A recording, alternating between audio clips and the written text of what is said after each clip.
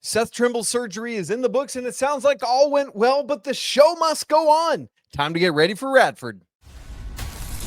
This is Tyler Zeller, and you're listening to Locked On Tar Heels. You are Locked On Tar Heels, your daily podcast on the UNC Tar Heels. Part of the Locked On Podcast Network, your team every day. Hey there, what's up? It's Tuesday, November 11th, 2025. It's Veterans Day. I want to say a massive word of thanks to all of you veterans out there for your service to our country. We deeply appreciate you. Welcome into the Locked On Tar Heels podcast. It's the only daily North Carolina show out there. I'm your host, Isaac Schade. You're joining me at the place to get your Tar Heels content every single day. It's all part of the Locked On Podcast Network, now the #1 sports podcast network in the world. Thanks for making us your first listener or watch to get your Tuesday going the right way. Special shout out to all you everydayers, all the members of the Locked On Tar Heels Discord, and our Locked On Tar Heels insiders as well. This episode is brought to you by FanDuel. Right now, new customers can bet just $5, and if it wins, you're going to get $300 in bonus bets to use all across the app. Download it and get started today.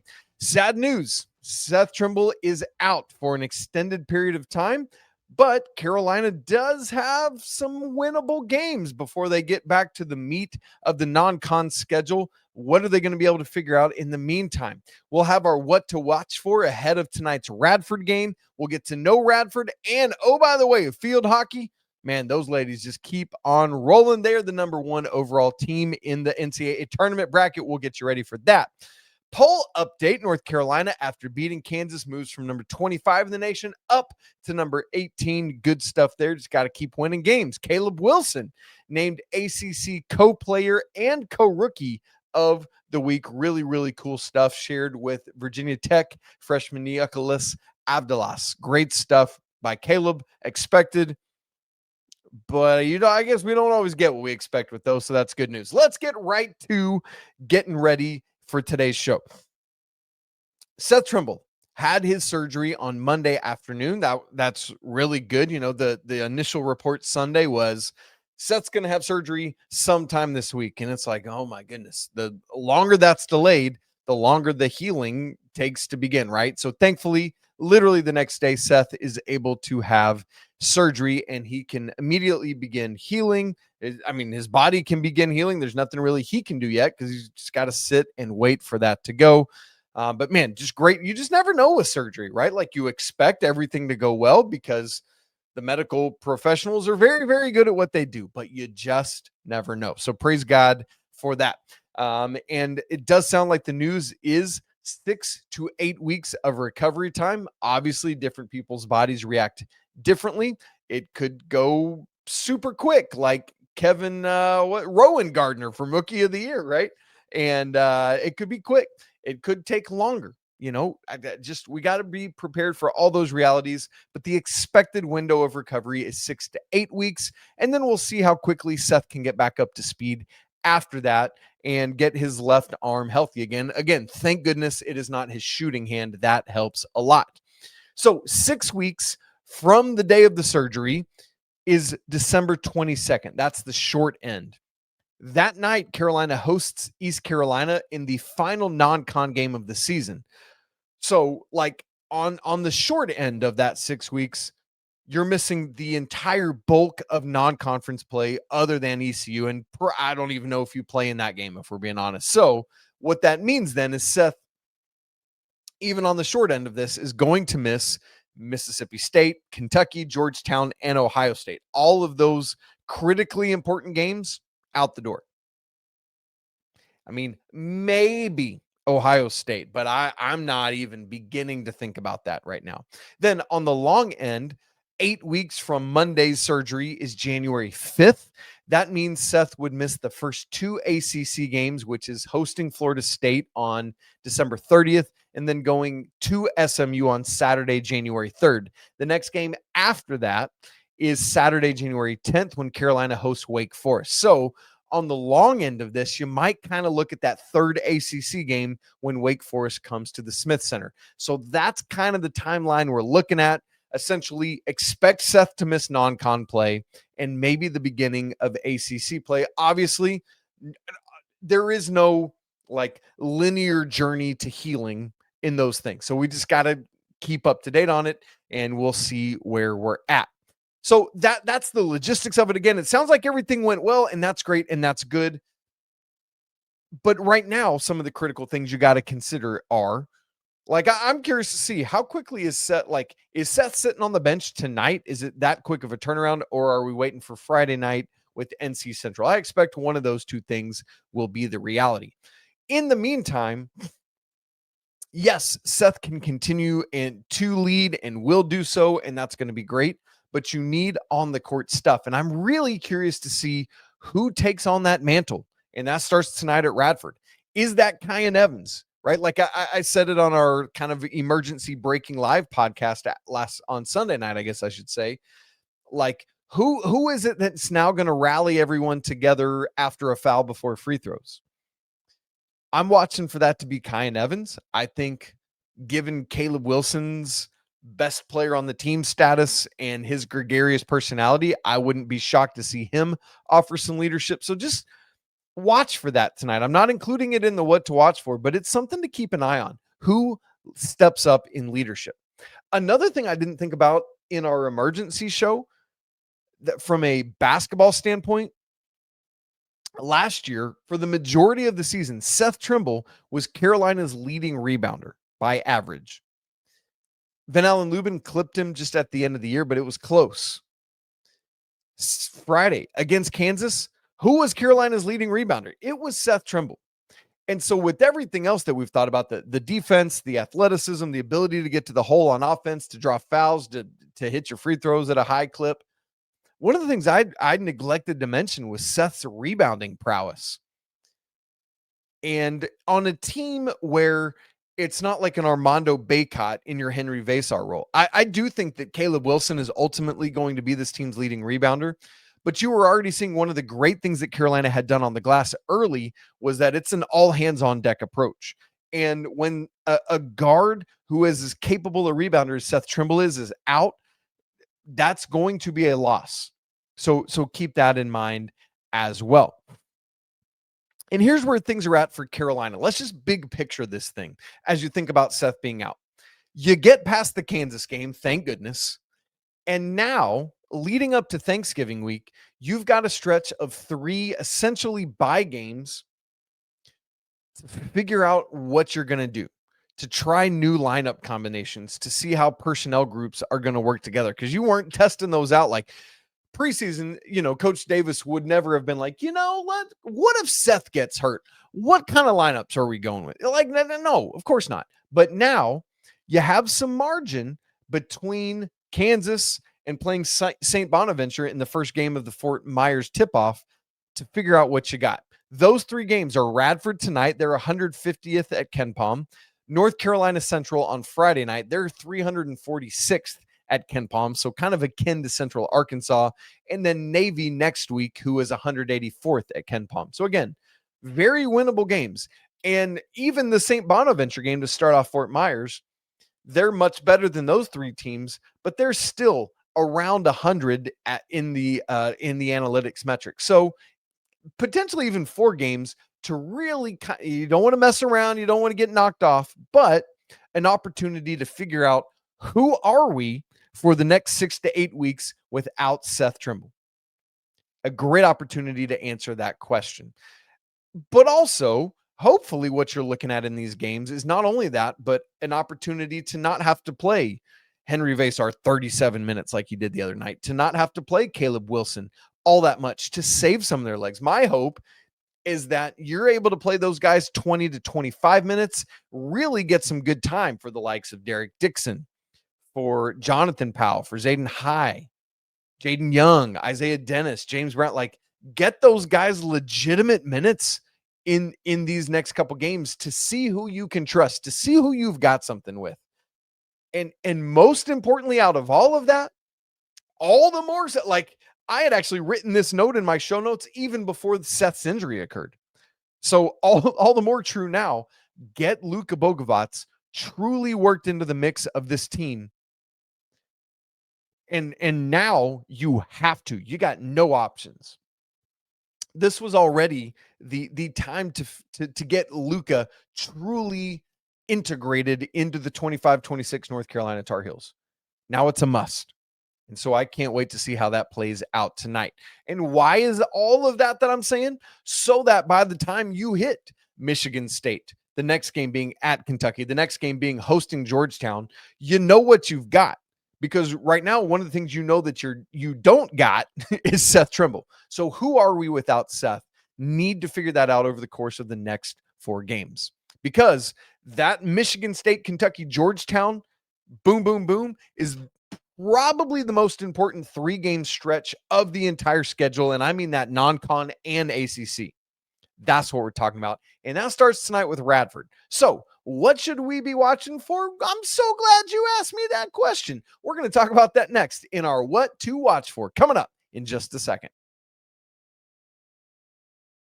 Right after I tell you about game time, you guys, college football is back. I could not be more excited. The tailgates, the rivalries, the energy in the stands, there's just nothing like it. But let's be real.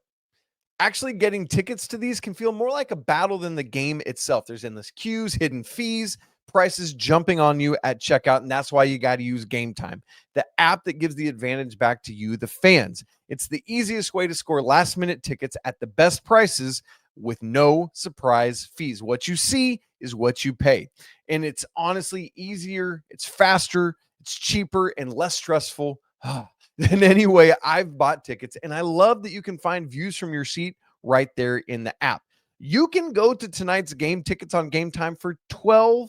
$12 to get in the door. And if you want to go bigger, obviously you can. But man, what a great opportunity here in mid-November. Go take family, go on a date, go take your kid, whatever it is, buy tickets, get there tonight. Take the guesswork out of buying college basketball and football tickets with Game Time. Download the app, create an account, and use code LOCKEDONCollege for $20 off your first purchase. Again, that's promo code LOCKEDONCollege for $20 off. Terms apply. Swipe, tap, ticket, go. Download Game Time today. Thanks so much for making Locked On Tar Heels your first listen of the day, and for making Locked On the #1 sports podcast network. We couldn't do it without you. Thank you. It's time for the What to Watch For as we get ready for Game 3 of the regular season. Carolina hosting Radford tonight. In segment 3, I'll introduce you more to Radford, who they are, what we can expect, all of that stuff. I want to watch for the Carolina side of things here. So, #1, what to watch for? I think the clear and obvious place we got to start. What is Carolina going to do starting lineup-wise without Seth Trimble? I said this on our emergency breaking show on Sunday night, but my expectation is that you keep 1, 4, and 5, and actually 3 the same. Kyan Evans, Caleb Wilson, Henri, Veesaar. I was kind of hoping that now is the time that Carolina would start working LUKA BOGAVAC into the starting lineup, but in place of Jarin Stevenson. Interestingly, there were others who said, kind of hush-hush tones, I actually, and this is not me saying it, this is others saying it, said, I don't think Carolina would ever do this, but I would actually pull Seth Trimble out of the starting lineup and put LUKA BOGAVAC in to go along with the size and length of Stevenson, Wilson, and Veesaar. Like it or not, that's what I think is going to happen now. Now, I would not have moved it in that way. I think the athleticism, the defense that Seth brings is worthy to be part of the starting lineup. But, now we're going to see. We're going to see what Carolina looks like with a Kyan Evans, LUKA BOGAVAC starting backcourt, and then Stevenson, Wilson, Veesaar, as it's been at 3 through 5. Now, again, that's my expectation. Something else might happen. Maybe Jonathan Powell starts at the 2 over LUKA, right? Maybe the staff says, hey, JP's been with us. LUKA was late in coming. He's not fully worked in yet, and so we don't trust it, so we're going with JP. Maybe so. We'll see tonight, but my expectation, LUKA BOGAVAC starts at the 2 in Seth Trimble's place. Everything else stays the same. What to watch for? Point number 2. Who on this team is a dude? And by that, I mean, this is not BYU. This is not Kansas. This is not opening night of the season, even though that was Central Arkansas. There's like the excitement of night one. This is now week 2, and it's Radford, and the shine of the new season wears off just a little bit. I want to know who on this team is a killer. Who will go out and say, I don't care if it's Radford or Duke on senior night, I'm about to ball. And part of that as well is how much Carolina got up for that Kansas game. So not only who's a killer, but who can avoid the letdown that inevitably comes after a highly emotional game of that nature? Who can avoid a letdown 2 days after your senior captain just got sidelined for 6 to 8 weeks? Right? Like there's going to be I think there'll be a big emotional burst at the beginning of this game. I expect that to happen. But what happens when that emotion wears off? Who's ready to go tonight? That's what I'm watching for. Who is that? What to watch for? Point number 3. Tonight is another opportunity for the Bigs to feast. We've talked at length about the ways in which Caleb Wilson and Henri Veesaar have dominated early this season, combining for 80 points so far, meaning that the combination of them has averaged 40 points a game. They've got 17 dunks between them, and they've shot 72% from the field. And here's the crazy thing. There's no reason that tonight should be any different against Radford. Well, I mean, and what a difference this is from last year. So far, all 3 games, I've been like, Carolina has a size advantage kind of everywhere. We were not used to saying that last season. Last season, it was like, I think Carolina can come close to matching up in the front court with you, right? Like, how often did we have to say that? No, this year, the starting 5 for Radford in each of their first 2 games has gone 6 feet, 6'3", 6'5", 6'6", and 6'9". That means at the starting 5, Henri Veesaar, 7-foot Henri Veesaar, is going up against a 6'9" player. At the 4, Caleb Wilson at 6'10" is going up against a 6'6" player. And Jarin Stevenson at the 3 is going up against a 6'5" player as a 6'10" player. Like, that's what Carolina is going to be doing. And it's not just those 3 positions. At 6'3" at shooting guard, LUKA BOGAVAC at 6'5" will be dealing with that. Kyan Evans at 6'2" will deal with the 6-foot tall starting point guard for Radford. That's what we're looking at tonight. And their 3 main reserves off the bench are 6'3", 6'9", 6'9". So it's not like they get massive after that. No, 6'9" is the tallest in this lineup in their entire rotation. Carolina has 3 players taller in their starting lineup. Not to mention the same thing when they bring Zayden High in off the bench. There you go. And there's 2 other players sitting on the bench that are taller than that as well, in James Brown and Ivan Matlekovich, excuse me. So Carolina's bigs should feast yet again. And at this point, I expect it from Caleb Wilson. I expect it from Henri Veesaar. I'd like to see Jarin Stevenson just have a game tonight, right? Have an opportunity to just go off a little bit. I'd love to see that. And then 4th in the what to watch for, Carolina needs to pack in the paint defensively. Here's what I mean. When you look at Radford's small sample size numbers on the young season, and albeit against a Division I team ranked outside the top 300 and a non-Division I team, that's the competition they've played. But go with me.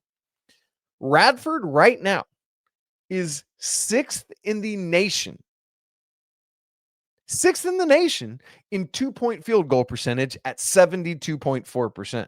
I'm over here bragging about Caleb Wilson and Henri Veesaar doing it. Their entire team has done essentially the same thing.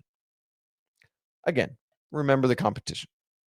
But while Radford is phenomenal from 2, they're equally as woeful from 3. There are 365 teams in all of Division I. Radford right now is 362nd in 3-point field goal percentage at 27.3%. As a team, 27% from 3. So what do you do if you're the Tar Heels? What to watch for? Number 4, pack in the paint. Don't let them beat you with those 2s. Force them to beat you with 3s. If they can prove they can do it consistently, cool. Congrats to you. We'll figure something else out. But right now, the dichotomy for Radford between 2s and 3s is vast. Now, Carolina is going to be a better and more athletic and more talented team, so they're going to be able to probably have their way everywhere defensively. But I know where that starts, and that's guarding the paint and letting them shoot. So watch for that as well. How does Carolina defend Radford? Well, speaking of Radford, we need to get to know them a little bit more. So let's go do that. We'll get knowing Radford, and I got to tell you about the Field Hockey National Tournament bracket where the Tar Heels are on top yet again. All coming up in just a second. Right after I tell you about FanDuel, y'all, the NBA is back, and there's no better place to get in on the action than FanDuel, the official sports betting partner of the NBA. Even if you miss the start of a game, or maybe you want to ride the hot hand, good news, FanDuel has live bets that you can get in on in real time, like who's going to score next or who's going to have a big comeback in the fourth quarter. Plus, you can combine all of your live bets into a same-game parlay to get a shot at an even bigger payout. All of that keeps every game exciting because you always got something riding on the action. ACC regular season odds are moving not in Carolina's favor. Yesterday, I said that Carolina was still fourth in the odds, but they were plus 1,000. They've bumped back to plus 1,200, probably on the Seth Trimble news. NC State's odds go up to plus 800. Duke still leads the way at plus 115, followed by Louisville at plus 220.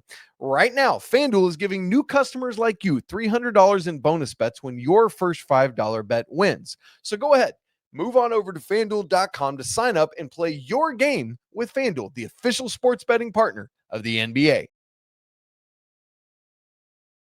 All right, let's get to know Radford a little bit. By the way, do you know their mascot? It's one of my favorites. I'm going to tell it to you in 3, 2, 1. I meant you should pause it if you wanted to guess. It's the Highlanders. There you go. The Radford Highlanders, a fun nickname. Hopefully you got it right.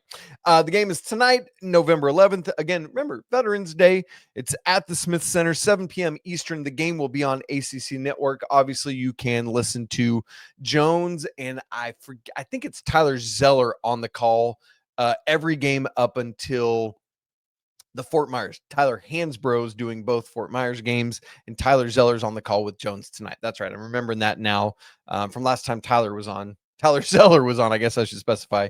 He told us that. FanDuel line, Carolina by 21.5. That line actually just came out right before I started recording. The KenPom line, when I first started checking it, Carolina was 17-point favorites. That moved to 19 Tuesday about supper time. And then when I checked again just before I started recording, the KenPom line had also moved to 20. So Carolina becoming even more of a favorite even after Seth got hurt. So there's that. Series record, they've played 3 previous times. As you would guess, Carolina has won all 3 of those, most recently 2 Novembers ago, November of 2023. Radford's coach is a first-year head coach. His name is Zach Chu. Not only is this his first year at at Radford, it's his first year as a head coach in college basketball. The reason I said Richmond is because that's where Zach Chu played his college basketball, was for the Richmond Spiders. Interestingly, he was the head coach from 2016 to 19 for the Texas Legends. But since then, it's been all administrative roles with the Mavericks, the Pacers, and SMU. So from Dallas to Indy, back to Dallas, and then out to Radford. And interestingly, each of those administrative roles was like in an analytics and game strategy capacity, and then moves from that into being a head coach. Isn't that an interesting shift? And I think it's part of the times that we're seeing, right, is where things are at there. Radford is picked 4th in the Big South preseason poll, and so you can expect them to be, competitive in the Big South. We'll see how that goes. 151st right now at KenPom. Offense is 106, defense 260. Pretty commensurate at Torvik, 134th, 90th in offense, 221st in defense. So far, Radford is 2-0. As I said, they've played Western Illinois, beat them by 5, and that's a team that's like around 340 at KenPom. And then their other game was against a non-D1 school. That's West Virginia Wesleyan. The score there was 99-61. So again, not really played anybody yet. The usual starters, though, has been the same in both games for Radford. Jalen Johnson, Dell Jones, who's been the dude so far. I'll say more about him in a second. Tyson Brown, Dennis Parker, and Mari Jordan. The main players off the bench, at least in that game against Western Illinois, the single Division I school they've played were Brennan Rigsby, Louis Jordan, and Frederick Erickson. Now, here's the thing. Del Jones scored 22 in their first game. He's averaging a team-leading 15 points a game, and also right now leads the Big South with 5.5 assists per game. And this is where you immediately say, oh, I know what we're going to do with Del Jones. Say it with me. We're going to sick Seth Trimble on him. Carolina won't be able to do that in this game. So now you got to start figuring out not only how do you replace Seth Trimble in the lineup, like logistically, but also who now takes the mantle of guarding the other team's best guard? Is that Jarin Stevenson? Because we've seen him do it to us with RJ Davis. I'm very curious. Is that Kyan Evans? Is it LUKA BOGAVAC? We will see what happens. So keep your eye on who is guarding Del Jones tonight. We'll watch for that. Prediction, as I said, Carolina initially favored by 17 at Ken Palm. That's moved to 20 at FanDuel. It's 21.5. I don't really care anywhere in that 20 range because I'm going big. Carolina blows out Radford. Give me 95-60, a 35-point spread. I just think that's how good Carolina is. Yes, even with Seth Trimble sidelined, I really do think so. Let me just say a quick word about field hockey on the way out. As expected, the field hockey ladies were number 1 overall seed in the NCAA field hockey tournament announced, the bracket announced on Sunday evening. This is the 4th year in a row the ladies have been number 1 overall and the 7th time in the last 8 years. Juggernaut, yes. How much of that, by the way, is due to Erin Matson, either as a player or now as a coach? The field hockey bracket has 18 teams in it, so basically like a Sweet 16 with 2 play-in games, who the winners go into play North Carolina, and the number 2 seed overall, who I think is Princeton. If I remember correctly, Northwestern kind of fell off a little bit and wasn't even one of the top 4 seeds there. So 2 play-in games. Carolina is going to play the winner of Drexel and St. Joe's, which is interesting because if you remember back, Carolina, after an undefeated season, lost to St. Joe's in the Final Four last year. So even though St. Joe's isn't as good, Carolina is going to be looking for a measure of revenge if they get by Drexel, that is. So that game, Carolina's first game, will be Friday at 11 a.m. That's the Sweet 16. By the way, both of the first 2 rounds, the Sweet 16 and Elite 8, are at Karen Shelton Stadium, so Carolina gets to play at home if they're so fortunate as to advance to the Elite 8. The Elite 8 would be Sunday at noon against either Iowa or, for the 3rd time this season, the Duke Blue Devils. And interestingly enough, both the Final Four and the national championship are in Durham. And so if Carolina keeps winning, they ain't got to go very far, right? And so we've been talking about the football team not having to go any further than Winston-Salem the rest of the season. Now, even less so for field hockey if they should continue to advance. Would love to see them avenge last year's Final Four loss with a national championship. Best of luck to Aaron and Matson and the ladies as they get ready for Friday and get going in the NCAA tournament. You guys, thanks so much for being with me. Looking forward with great anticipation to tonight. I'm really curious to see how Carolina adjusts and reacts and responds to losing Seth Trimble out of the lineup. We'll watch that game and then obviously go live tonight after the game. Will be great to be able to unpack that. And so make plans to be with us live tonight on YouTube after the game. It's a great day to be a Tar Heel. Again, we'll be back together tonight. But until then, peace.